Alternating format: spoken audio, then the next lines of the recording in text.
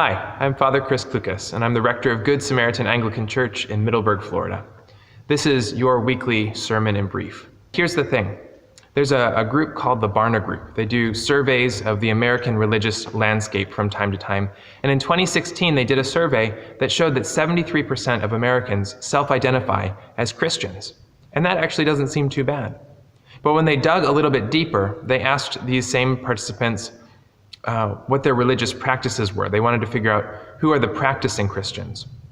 And so they asked them how often they attend worship and whether their faith impacts their everyday life. And so for people who attended worship at least once per month and who said that they had a faith that impacted their daily life, they called those people practicing Christians.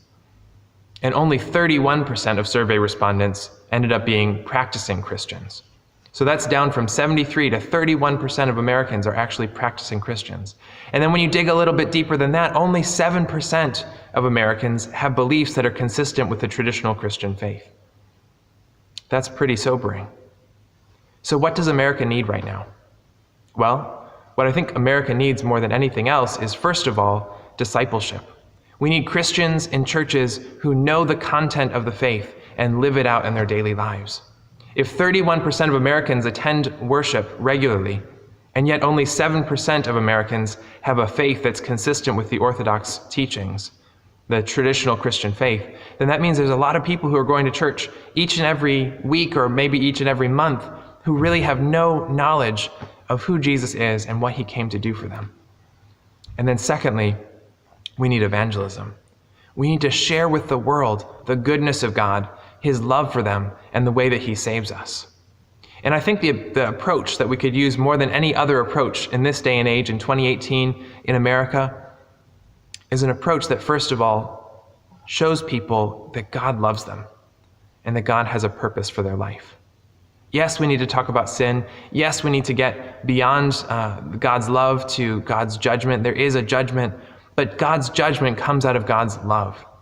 And God's response to his judgment is also a response of love. And so people need to know that God loves them, that God has a purpose and a plan for their life, that we aren't in this world all by ourselves, alone, with a dreary existence.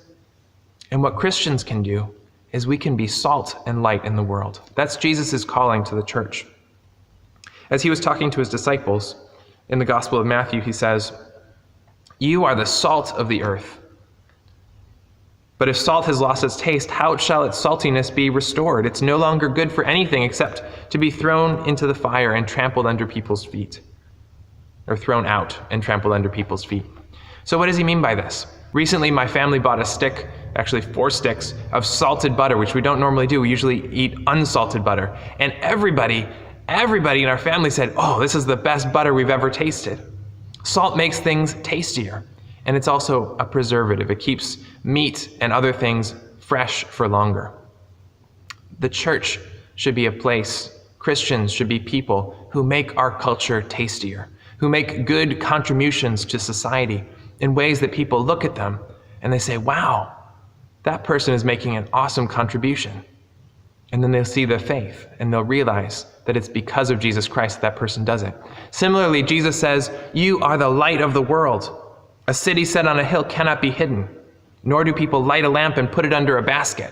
We shouldn't have our Christian faith and hide it. We should share our Christian faith. We should show the impact that it makes on our lives, and we should show how our Christian faith makes us a light to the world, makes us people who make the world a brighter place to be. In the same way, let your light shine before others, so that they may see your good works and give glory to your Father who's in heaven. People won't respond first to judgment. They need to hear that God loves them before they hear about their sinfulness. They need to hear the good news before they come to understand the bad news. People need Jesus. Our culture needs Jesus. And we have Jesus as Christians. And it's our job to share our faith with the world, sharing the hope that we found in Jesus with everybody who doesn't know about him. So, for you, what do you do with this? Well, first of all, if you are a Christian, dig deeper in your faith. Get to know the scriptures. Get to know the basic tenets of our faith, the basic doctrines, the basic teachings. Know them inside and outside, because these are hope and life to us. And you can't share what you don't have. So if you are a Christian, dig deeper in your faith. Come to know Jesus. Let him impact every area of your life. And if you're not a Christian, I want you to know how much God loves you. I'd love to talk to you more about it. So in the comments with this video, please share, what does the message of Jesus mean to you? How can you be salt and light in this world? And what Christians have you seen recently who are making a difference, who are being salt and light in the world? What difference are they making? What examples can you give? Please like this video, please comment on it, please share it with your friends. I'll see you next week. God bless you.